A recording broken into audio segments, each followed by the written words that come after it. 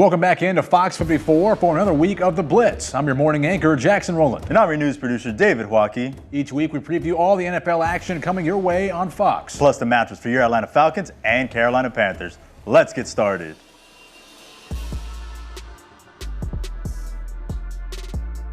All right, David, starting with our first game of the doubleheader coming up this Sunday, Battle of the Birds, but there's only one Dirty Birds, and that's my Falcons. But there's a lot going on in this matchup. Falcons are reeling. We're licking our wounds, and the Seahawks riding pretty high. Absolutely. Right now they are tied for first place with the Rams. Actually, that entire division has won 9 games besides the Cardinals. Right. So it's going to be a race where they probably are going to have to get this win. And for your Falcons, man, what a rough season it's been. Last week, losing to the Jets at the last moment, game-winning 56-yard field goal by the Jets. Yeah. It's been a tough season for you guys. Yeah, you know, I stood up here and just absolutely ate my words talking about, well, the Jets are struggling. I feel pretty good about the game. Clearly, that was a mistake. You know, we've just been battling injury after injury all season long. We're still waiting on Drake London to come back. We lost Michael Penix Jr., just to name a couple of big names. And Kirk Cousins at the helm now, thought things would be a little bit different. And it just didn't look like that last Sunday. Seahawks, on the other hand, like you said, looked pretty good. And this game does matter for them because their whole division's playing well. Yes, it's going to be a big-time game here. And their defense is the one that I'd be worried about if I'm the Falcons. Do not turn over that ball, because if you do, they're going to capitalize and probably take it to the house every single time. Yeah, and on the offensive side of things, Sam Darnold is questionable with the ankle industry, but he'll likely play. And he's, of course, got Jackson Smith-Njigba joining him as well as his core target. They got a lot going for them offensively. They look good heading into potential postseason play. So you got to think this is going to be an important matchup for them, but a tough one for the Falcons. Yes, luckily for the Falcons, though, they are at home. So hopefully that home crowd is going to be able to give them a little boost. Kirk Cousins back there. My pick, though, for this one, I'm going to say the Falcons do not get it done, and Seattle gets that win. Well, you know what? I stand by him every week. I'm going to do it again. Dirty Birds win in Mercedes-Benz Stadium by a touchdown.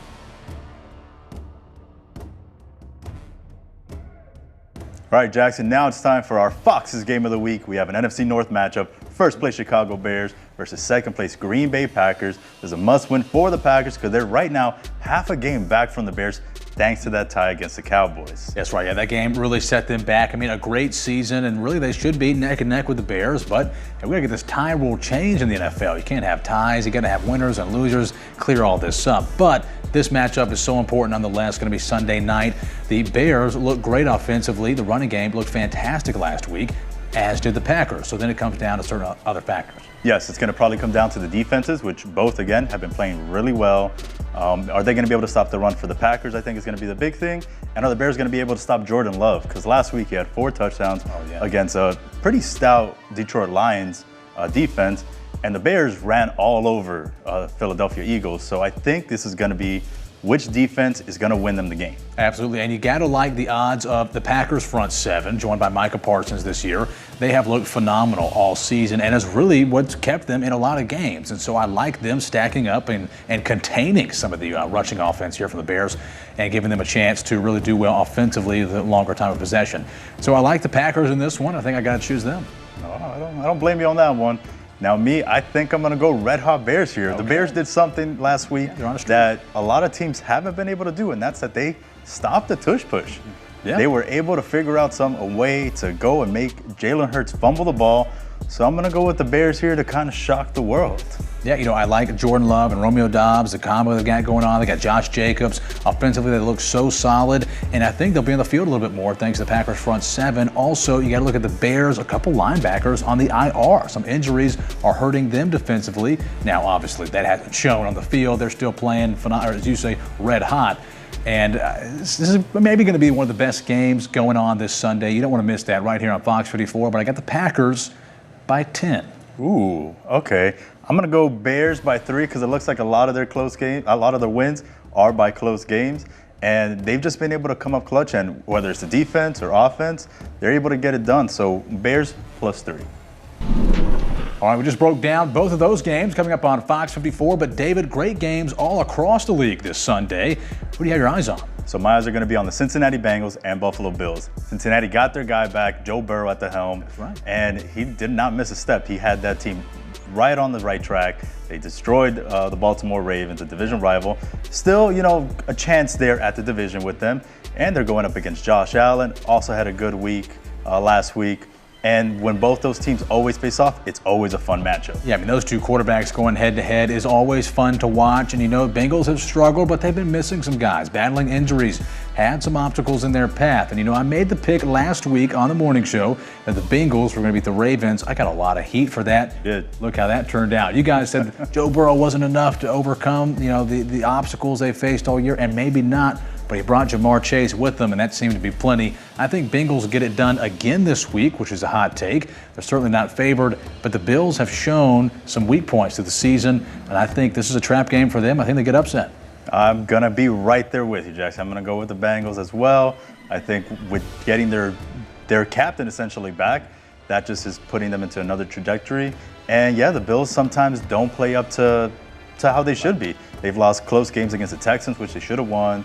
And even against the Falcons. Like, there's just too many variables there with the Bills that I don't fully trust them, but I'm going to go with the Cincinnati Bengals. Oh, yeah, I like the pick. And switching gears over to Monday night, the game I've got my eyes on is going to be Eagles-Chargers. And the big question coming up for this game is, will Justin Herbert play? Underwent hand surgery. He seemed confident he'd come back, but I just can't imagine he'd be at 100%. No, absolutely not. He's a quarterback. What do they have to use? Their hands to throw the ball. So he felt so confident after the game last week that he was going to come back. Yes, the game is Monday night, so he gets an extra day to recover. Yeah. But I just don't understand why would they even risk it? If you're a Chargers fan, like, just maybe heal him 1 week. Right now, the Philadelphia Eagles have not been the team that they were in the Super Bowl. So why not just, you know, not hurt your guy?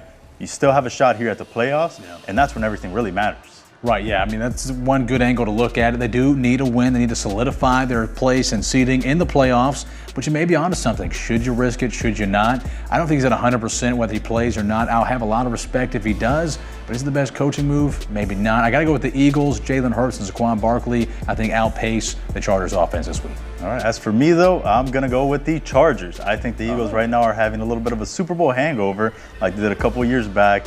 And Jalen Hurts does not look like the Jalen Hurts that was Super Bowl MVP. And Saquon, every team is right now stacking the box. He's not getting a lot done. Yeah. So I'm going to go with the Chargers to get this little upset on Monday night. All right, going to be interesting to see what happens on Monday if Herbert takes the field. Only one way to find out, and that's watch the game. Well, thanks for tuning in to another week of The Blitz here on Fox 54, where we're breaking down all the NFL action coming up this weekend. Plus, the matchups for your Atlanta Falcons and Carolina Panthers. I've been your news producer, David Waukee. I'm your morning anchor, Jackson Rowland. We'll see you next week on The Blitz.